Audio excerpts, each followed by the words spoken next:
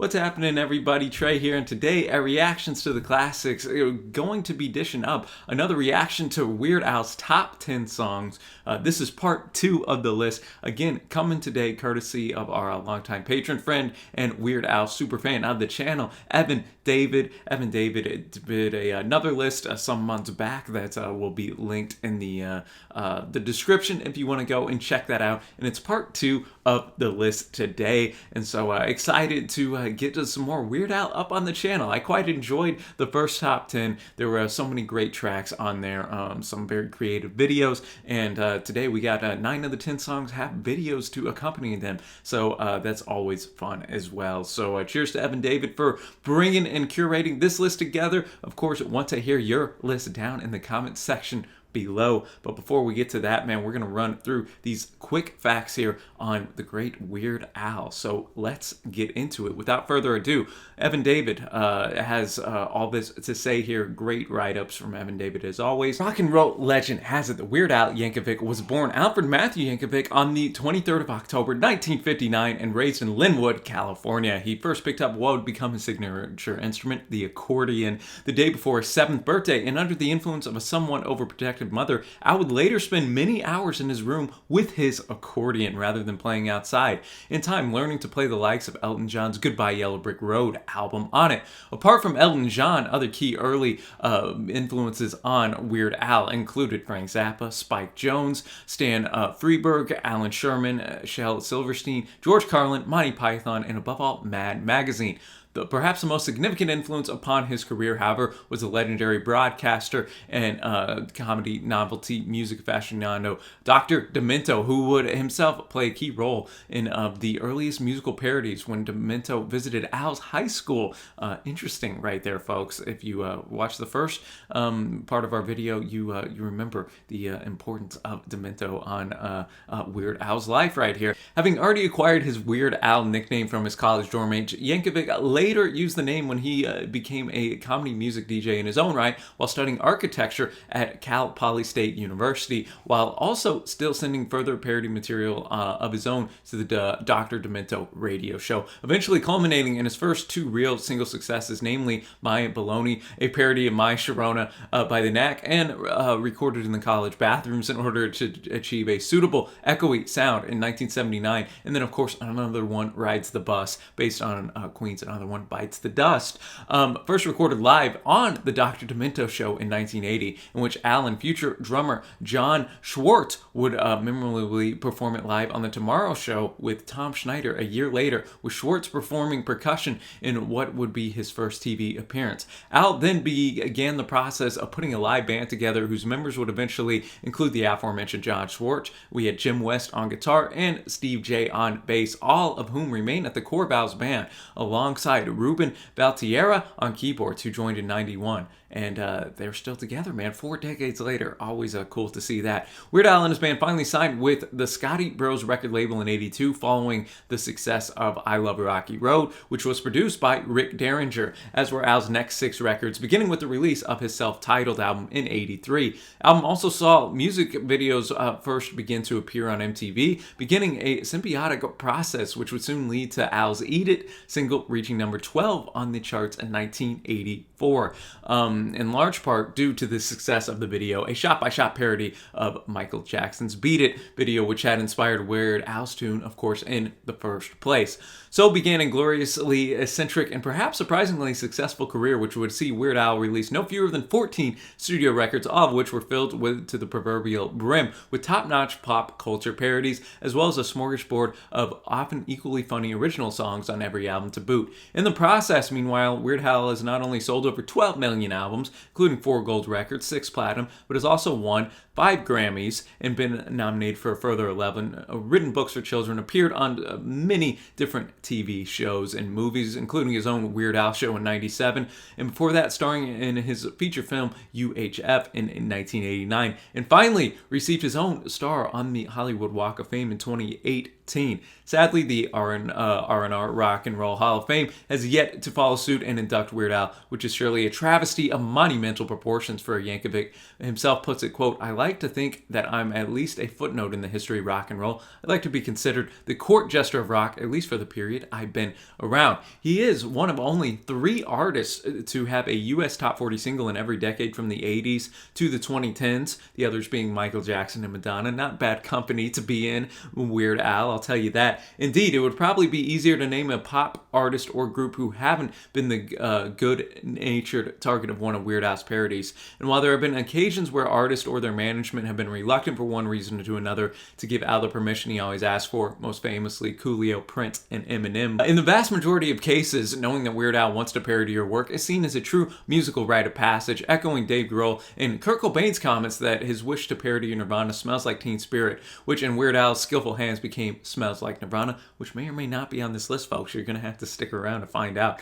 It was one of the first signs that they had indeed made it. Cobain himself would later proclaim, quote, "Weird Al is a modern rock genius." And it certainly is the case that the sheer loving affection with which Weird Al is held by his fan base, myself included, would match or even surpass that of most, if not all, the mainstream artists that he parodied. For his Al's guitarist, Jim West points out, quote, "When it comes to the live thing, sometimes you feel like you're on stage with Elvis, Jesus, and Santa Claus, the way the crowd looks up at the stage. And it's an incredible energy source."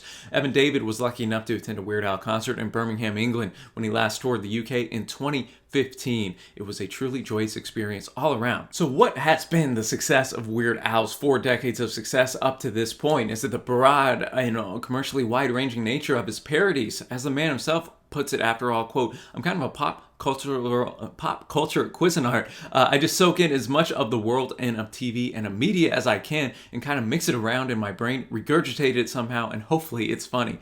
It is his undoubted value as a social commentator and a satirist, which Weird Al himself having long claimed to hold up a mirror to society, albeit a funhouse one. Or then again, is it the equally undoubted fact that Weird Al and his band are simply really, really good at what they do? Again, Al has quoted by saying, "My band is extremely versatile. It really kind of irks me when some people will denigrate the band by saying, oh, they're a comedy band or a joke band, if, doing humorous material implies that the craft isn't there, when in reality it takes a tremendous amount of skill and craft to be able to pull off that kind of stuff. Those guys are seriously some of the best players in the world." Or is it the fact that Al himself is a genuinely decent chap from all accounts, whose fans thus see him as a beloved friend rather than an untouchable pop idol, and what goes around comes around? Well, from my own personal perspective, which, as I said last time, has evolved from first hearing Weird Al tune in the 1986 Transformers movie to beginning the process of collecting all his albums in the uni years, to happily seeing him live, to doubtlessly boring my fellow RTTCers with countless Weird Al related comments during our live stream, to finally coming up with this second top 10 list that you're about to hear. All I can say is that I agree with all the above reasons, at least to some extent. Above all, however, I would contend that Weird Al's success is mostly down to the fact that his tunes are just as much fun musically as they are funny in comedic terms. In compiling the second smorgasbord selection of supreme sonic silliness, I always love that alliteration, Evan David, I've tried once again to include a representative sample of some of his biggest hits alongside some of my own personal favorites, while also taking into account at least some of the suggestions made within the comments of my first Weird Al 10 to boot. Despite all this, however, it still hasn't been an easy task, and no doubt a lot of other Weird Al fan favorites will sadly be left out once again, to which I can only say sorry. And is anyone up for a Weird Al Top 10 number 3, the trilogy returns next year? Be sure to let us know in the comments, man. In the meantime, look forward to seeing your own weird list in the comment section, and while you may or may not agree with all the choices in the second Top 10 any more than those made in the first one, great write-up right there. Love those quick facts, Evan David. And with that said, folks, let's get into it. Due to copyright, and especially with the videos, won't be able to keep this and all that on YouTube here. But check out our Vimeo link in the description, where you can see the full reaction, uncut. And without further ado, man, number 10, we're going with Jurassic Park, taken from his 8th record, Alapalooza, in 1993. This gloriously prehysterical mashup of the events of the epic Steven Spielberg blockbuster with the equally grandiose Richard Harris performed tune MacArthur Park from 1968 finally beat off a dinosaur-sized horde of competitors from Weird Al's illustrious back catalog of both parodies and original tunes to ultimately take this 10th spot on my list, largely on the back of the song's official video video, which was painstakingly animated claymation style with equally hilarious results, being nominated for a Grammy Award for Best Short Form Music Video back in the day. So with that said, man, thanks again, Evan David, for putting this together. Let's check this video out. All right, Jurassic Park. What an awesome video that was. I was very impressed with the claymation and just some of the animation in there as well. Some really impressive, varying styles at one point in that video, switching all the different styles up. I really enjoyed that. The song itself I thought was really well done, being set to MacArthur Park, and just the grand strings in there kind of was a bit of a nice contrast to just the silliness of the video. You had a Weird Al get eaten by the dinosaur at one point. R.I.P. to Barney as well. His head got taken off. Hopefully didn't scar the youth too much back in the day, man. And just when you thought he was gonna get off the plane, boom, the dinosaur ate the plane at the end. And man, there is no escaping Jurassic Park there, folks. I just thought it was really creative and showed just that fun side that Weird Al usually brings, and the greatness of a lot of his videos as well. The video component to just the audio really brings it together as a comedy artistic piece right there. And so I enjoyed it. You had the funny one-liners in there, as you'd expect from Weird Al tunes, and it's a good way to kick off our part 2 list right there. So now we're going to number 9, where he's going to spoof one of my favorite bands of all time, Nirvana. We mentioned it earlier. Smells Like Nirvana, originally released on his 7th record, Off the Deep End, in 1992. This comic lament for the fact that no one could seemingly make out Kurt Cobain's lyrics in Smells Like Teen Spirit would prove to be almost as significant a turning point for Weird Al as the original had been for Nirvana in the first place, helping to resurrect his career from the mini doldrums that had occurred following the relative flop of his UHF movie the year before, with Yankovic briefly struggling to find sufficiently strong parody material for a while before finally turning his attention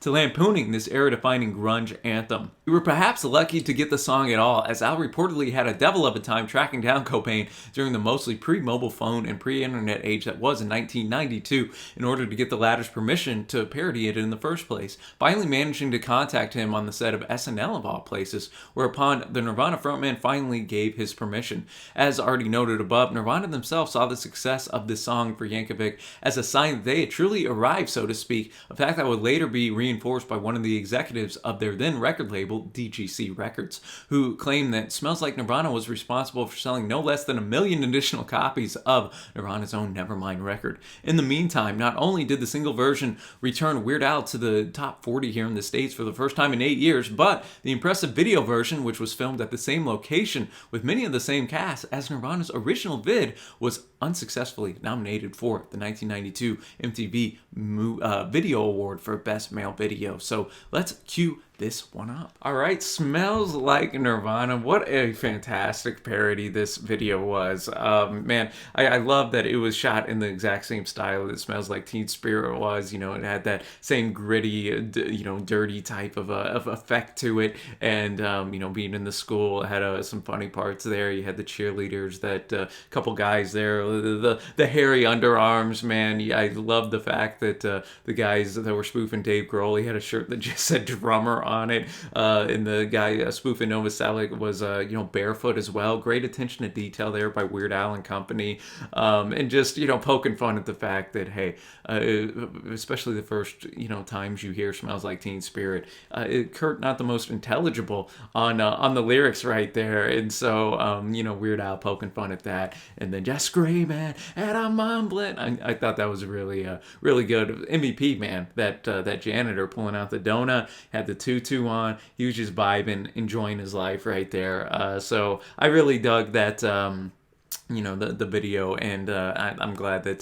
Cobain and Grohl took it in good spirits as well and enjoyed it. And it's no surprise it kind of helped again jumpstart Weird Al's career after being a little bit down. Sometimes, man, we need that comeback track to remind the people how great we are, and Weird Al did it with this one. So we're gonna move now. Number 8, Sports Song, originally released as part of what is still Weird Al's latest and some would say greatest studio album yet, his 14th record, Mandatory Fun, from 2014. This bombastically witty yet arrogant tune not only recalls the still ongoing fan campaign to have Weird Al play the halftime show at the Super Bowl, which of this writing has sadly yet to bear fruit, but also personally reminds me of all the American sports-related chatter that tends to take place on our own live streams. Regardless, as ever with Weird Al, this remains at heart a fun and clever little ditty with some very biting lyrical taunts addressed to the misguided supporters of the accursed opposing team, to that cheered on by the hyper-competitive Yankovic, as also demonstrated by this song's equally strong official video, which we'll be watching only a little over 2 minutes, so gonna be a short one here, folks. All right, sports song, and man, Weird Al always so being able to bring so much variety to his tunes throughout the decades, man, and that's cool whenever you have a career that spans so long as his has. You know, all the different styles here, obviously getting the marching band in there, and just going in and saying, you suck, you guys are trash. And I like even he was like, you know what, I know we're not that great, but you got to put on that front, even if this still might be a close, tough game. You got to tell the opponent how trash they really are, and who better to do that than Weird Al in full marching band attire there, leading the front. And man, this would have been an interesting video to shoot too, with the continuity and stuff, making sure everybody was on the right space on the fields and all that good stuff. Not gonna make probably my top list at the end of the day, but I still dug it, and I still enjoyed hearing Weird Al go into a different type of style here, and something more recent, which is now I guess eight years old. Who knows? I wonder if Weird Al's got something cooking in the studio or not. That would be cool if he came out with another record sometime soon. Not that he has anything else to prove, but I don't know. Selfishly, it'd be cool. But anyways, we're gonna go now to a song that I am familiar with. It is Yoda, number 7 on the list, live version here. This is taken originally from his third record, Dare to Be Stupid, in '85, and based on the Kinks' all-time classic tune, Lola, from 1970. This truly stellar Weird Al tune had first been written in 1980 in the wake of the Yoda character's iconic debut in, of course, The Empire Strikes Back, but took a further 5 years to be officially released, as Al sought to secure permission from both George Lucas and Ray Davies of the Kinks, and was clearly well worth the wait, with the equally iconic combo of Weird Al and Star Wars later bearing further fruit with 1999's The Saga Begins, which of course was in our first top 10 Weird Al list. The original Yoda tune was fantastically funny in its own right, but as a perennial cornerstone of any Weird Al live performance over the years, it has mutated into something even more bizarrely and wonderfully weird, as you can see by reacting to this clip of its performance on Weird Al's Apocalypse Tour in 2011. Let's get going. All right, Yoda, what a live performance that was, folks. Obviously, the song itself, incredibly catchy. You just can't help but want to sing along the Yoda, yo, yo, yo, yo, Yoda. Fun crowd participation as well. But I think Evan David said it the best, where it broke down into the bizarre, where we had I don't even know how long it went, man. It was entrancing whenever they were all just, all the band members so in sync with each other with the movements and almost the gibberish that was being spoke, and yet it was kind of captivating, and it was impressive the way Weird Al was moving up there and keeping your attention. And it was funny too. He's like, "All right, now everybody," whenever he was just saying a bunch of different gibberish type of stuff in there, and then finishing going back to the Yoda chorus there, and apparently that was the encore. Thank Toronto. Had the confetti and whatnot. It just seemed like a very fun time for all involved right there. And Yoda's always been one of my favorite Weird Al songs, so to see it performed live and in a bit of a different rendition and arrangement, if you will, here live was a treat too. So good choice right there by my guy Evan David. And now we're going to go to number 6 on the list, Dog Eat Dog, from his fourth and often underrated studio record, Polka Party, released in '86. This is perhaps the deepest cut on the list, but the sheer obsessive sense of deranged joy to be found in Al's depiction of an office-addicted corporate drone in this tune who loves his job so darn much that he never wants to leave, meant that I just couldn't bear to leave it out of my list, especially given this somewhat low quality but still hilarious video of it being performed live in 2003, wherein Yankovic channels this tune's primary musical inspiration, namely the Talking Heads, by donning the notoriously wide white suit first worn on stage by their frontman David Byrne. Ooh, I like me some Talking Heads, man, so gonna be fun to check this one out.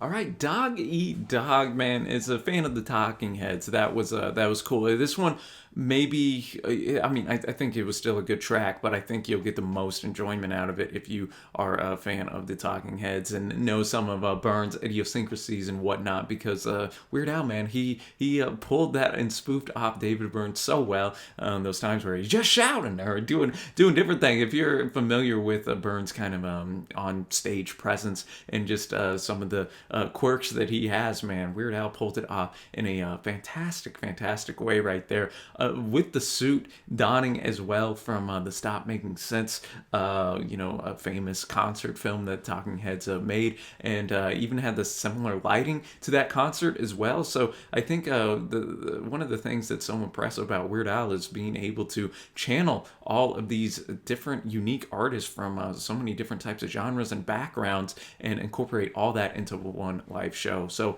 I was impressed with that for sure, man, and I dug the tune, and shout out to honestly the zoom quality from whatever cameras are being used in 2003 right there. I was impressed. I wasn't expecting much. So now we're gonna move to number 5 on the list right here, folks. We're gonna go now to Trigger Happy, as you can see at the bottom. Evan David notes, uniquely among this list, I wasn't able to find either an official video or a proper live performance, another off the deep end tune anywhere on the old YouTube. But despite the fact that the visual gags are often a huge part of the fun when it comes to getting the true Weird Al experience, ultimately, I still felt that the witty combo of unusually bouncy, joyous, even sunshiny music with what can be construed as an equally unusual example of venomously razor-sharp political satire on Yankovic's part still stands very well in my view, even in its audio-only Spotify version. So, with that said, got the lyrics pulled up, folks. Let's get this one going. Right, Trigger Happy, Weird Al, man. I enjoyed the dissonance of this track from that, 60s surf pop,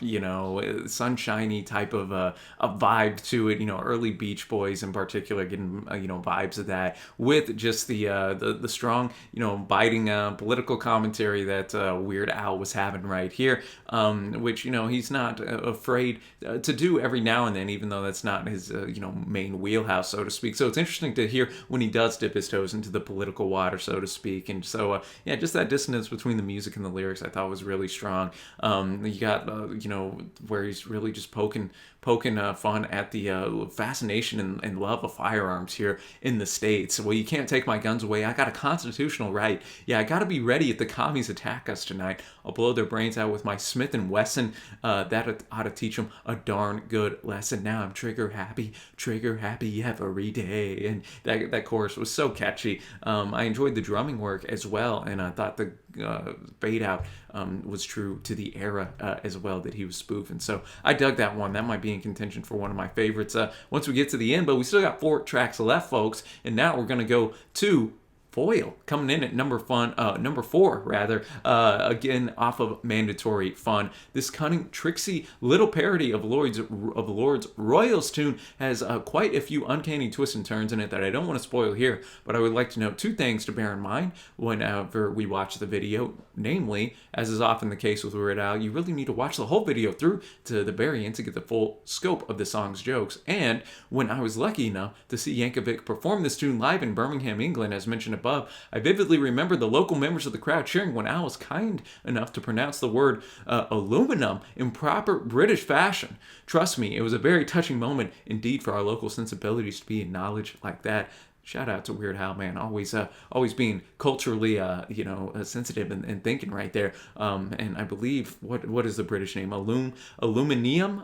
Maybe that's it? I don't know, man. Maybe we'll find out here. Let's get this video rocking. Right, Foil coming in, Weird Al, starting it off, just taking home his food, as we all do. And I'm a big fan of Lorde and that song Royals. Huge when I was in high school, man. So it was fun to hear Weird Al's take on the track. And, then it we go from putting the foil on the food, got to keep those microbes and all that mold off and whatnot. And then we start going where Weird Al spitting the truth, man, talking about the Illuminati, talking about the fake moon landing. And we had Patton Oswalt there as well. Didn't expect that.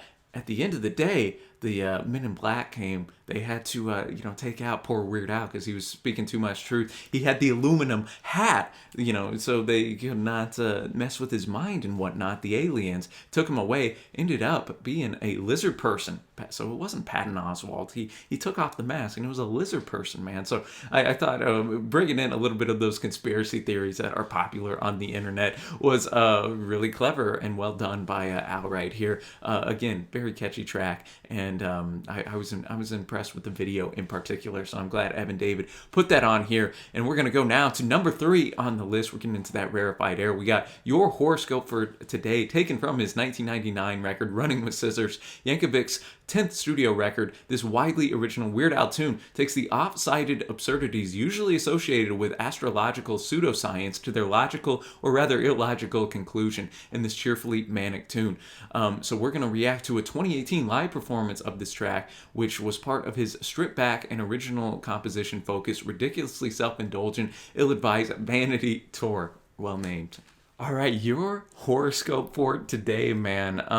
I like that I'm usually not a big fan of ska type music, and that was really kind of the instrumental backing we had in this. But Weird Al and his band pulled this off right here, and then the chorus was I thought those harmonies were on point, man. I really enjoyed this one, and Weird Al's takes on all the astrological signs here, and he really ran down all of them, and then just kind of turned them on its head into a negative sense, and just kind of like, hey, you really think all the signs in the sky and whatnot individually apply to you? I had to look. I'm a Scorpio here. He said, get ready for an unexpected trip when you fall screaming from an open window. Work a little bit harder on improving your low self-esteem, you stupid little freak. I see here that Weird Al himself is a Scorpio as well. So, hey, Weird Al got that in common right there. But all in all, man, again, really pulled this off incredibly live. There's a lot of lyrics to this track. Weird Al didn't miss a beat, and that instrumental there being ska related just again shows the versatility that Weird Al and his band have. So all that to say, we're up to number 2 now, Ode to a Superhero. Evan David notes, as a lifelong true believer in the amazing, spectacular, and or sensational adventures of the wondrous wall crawler, in much the same way as I felt compelled to include the Ramones version of the Spider-Man theme song as part of their own top 10 list, which I concocted for RTTC a while back, so it was that I simply couldn't bring myself to leave Al's loving tribute to the old webhead, which was first released on his 11th record, Poodle Hat, in 2003, and recounts the events of the first Sam Raimi, Tobey Maguire Spidey film to the tune of Billy Joel's Piano Man. Man, that's the first Spider-Man film I remember seeing. Loved that one, so I'm looking forward to this. He couldn't leave it off a second time. Indeed, the only reason why I didn't proudly face front as the high-ranking part of my original RTTC Weird Al Top 10 list was because I couldn't track down a suitable live performance or video for it. But thankfully, I've since been able to snag a fantastic fan-made tribute to both the movie and the tune that fits the bill nicely as far as I'm concerned. Plus, on a personal level, it's a nice reminder of time when it was a real sense-shattering thrill to see Spidey web-swinging on the big screen for real for the first time. Let's get to this. Ode to a Superhero. What a great fan-made video that was. I was really impressed with the editing. It was a great nostalgic trip for me, man. The first Spider-Man movie I saw was seeing Tobey Maguire and James Franco and Kirsten Dunst up in there. And, you had William Dafoe, of course, as a Green Goblin. It was really cool to take a trip down memory lane. No offense to Tom Holland. He does a great job in the current movies. But Tobey Maguire always going to be my Spidey, man. And Weird Al pulled off the Billy Joel parody quite well, especially at the end where he got really ramped up, kind of like Billy does in Piano Man. Piano Man, obviously an absolute bona fide classic tune, and I think that Weird Al paid respect to it well, while also putting his own unique touch, as he does on all of his songs. Man, that's the mark of a great parody artist, and I thought that the notes of the Spider-Man movie movie itself were pretty cool too. And the note about, hey, MJ might have got shut down, but hey, just don't cry, MJ. The sequel will be coming around the corner. I thought that was cool. And yeah, it's just some great lines, a great video, a great song. And now, ladies and gentlemen, we're up to number 1 on the list. Drum roll, please. What's it gonna be? What is Evan David cooking for us at the top spot? It is going to be, drum roll, please. It is Word Crimes, once again taken from Mandatory Fun. This is a rewrite of Robin Thicke's Blurred Lines tune to showcase Yankovic's universal mastery of grammatical pedantry. Would be a more than worthy winner in its own right. But this clip of it, I'd like to show, has deep personal significance for me, as it was filmed at the very same Weird Al concert in Birmingham, England on October 3rd, 2015, that I was lucky enough to see in person. I'd like to conclude this second Weird Al Top 10 by quoting Nathan Rabin once again as follows, quote, "It's tempting to say that Weird Al peaked early, except that he's still peaking, making music that matters precisely because it is so spectacularly silly. That's what we need in our world now. More silliness, more joy, more escape, more that reminds us of what's great and indestructible and happy making. Everything comes back to Al. Everything." Well said right there. We definitely need some more silliness in our world, that's for sure. So let's cue this video up. I believe I might have heard this song. Oh, Evan David might have brought it on a live stream, but I mean, it's been ages, folks. I've listened to a lot of music since then. So after that, we'll go to the honorable mentions as well as my favorite tunes from this list. All right, Word Crimes finishing off our list right here, man. First off, where can I get Weird Al's suit that he was wearing there, man? He was looking stylish out there. Had a great presence and charisma during this track, and man, this is one my mom, English teacher, would definitely appreciate right there. Then, you know, I felt attacked on some of these because up until recently I always said espresso like espresso, you know, that there's no X in it. The whole could care less, no, it's couldn't care less, folks, it's couldn't care less. And the whole it's and it's, and you know, Weird Al not only you know, entertaining us but also educating us, folks. Get you a musician that can do both right there. And of course, Blurred Lines itself, just that musical arrangement, so catchy. It was such a monster hit for a reason. I think it is a worthy number 1 on this list right here, and looks like a cracking time right there at the concert as well. And that's cool in our modern YouTube world. You can relive those moments that you were at, Evan David, and you know, share them with others, man. So I thought that was a really great way to cap off this list. Honorable mentions are Evan David notes, Pac-Man, I'll Be Mellow When I'm Dead, I Love Rocky Road, Ricky, Buy Me a Condo, Lasagna, Isle Thing, She Drives Me Crazy, One More Minute, I Think I'm a Clone Now, Bedrock Anthem, Living in the Fridge, I'm So Sick of You, eBay, Virus Alert, I'll Sue Ya, Couch Potato, Canadian Idiot, Perform This Way, Polka Face, Handy, and especially Amish Paradise, Bob, Money for Nothing / Beverly Hillbillies, Christmas at Ground Zero, and above all, the truly epic Albuquerque, which definitely would have made the list if not for its staggering 11-minute plus runtime.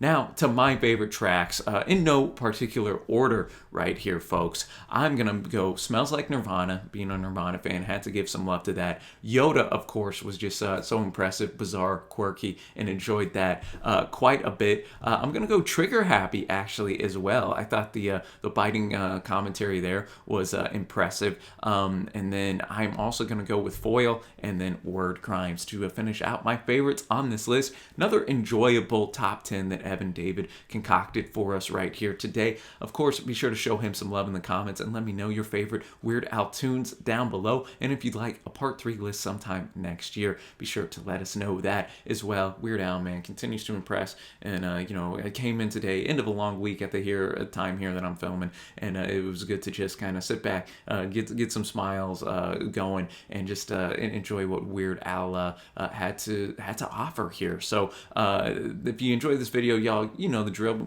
We'd appreciate a thumbs up. Hit that big red subscribe button. And if you'd like to support the channel like Evan David, you can check out the Patreon page where you get early access, voting in polls, and we can even do an album or song reaction for you if you so desire. But until next time, folks, thanks so much for watching. Happy listening, and I will see you.